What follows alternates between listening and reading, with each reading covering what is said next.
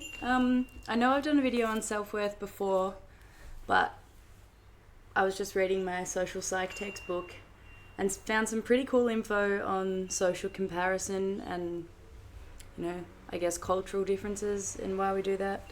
Ignore me reading straight from my journal. I noted sort of my favourite parts of it down, I guess.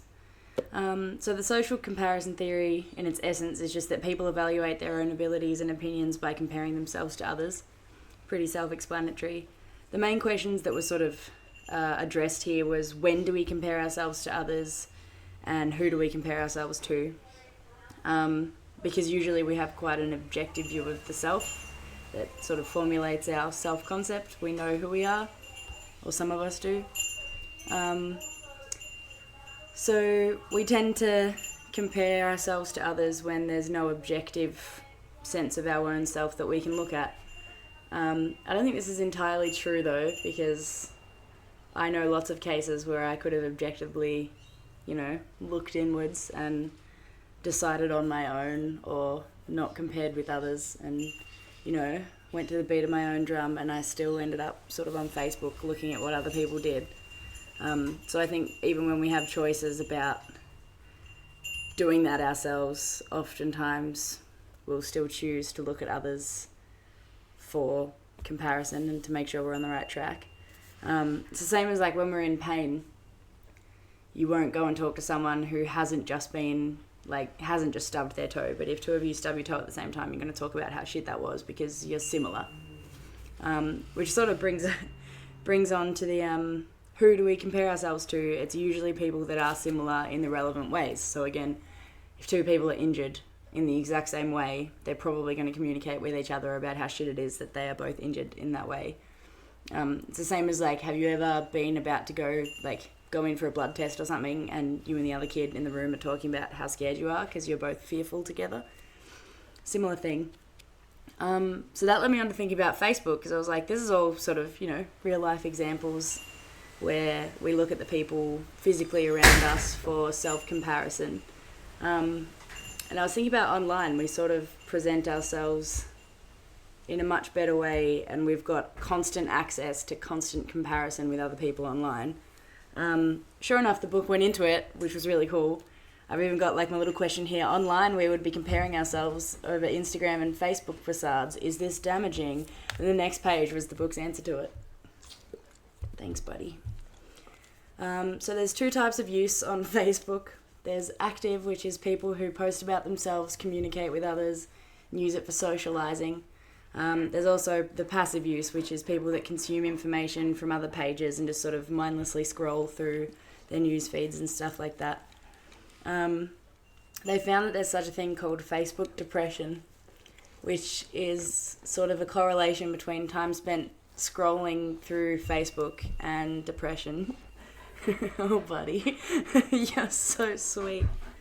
Yeah, you cure depression, don't you, bud? Okay, you want to sit? I can keep doing it.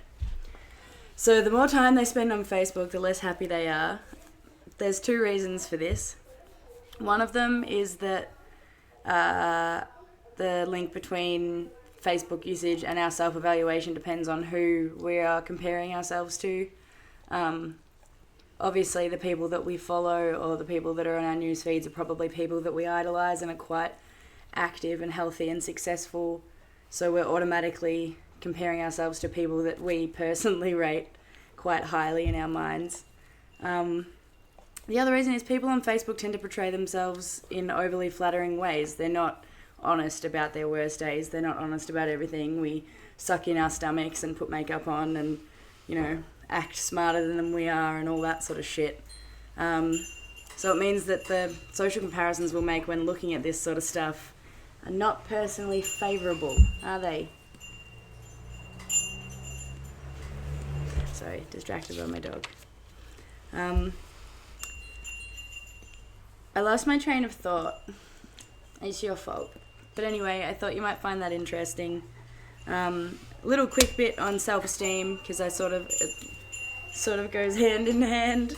No pun intended. Thanks, Bill. Alright, he's off. School just finished, so he can go bark at the school kids.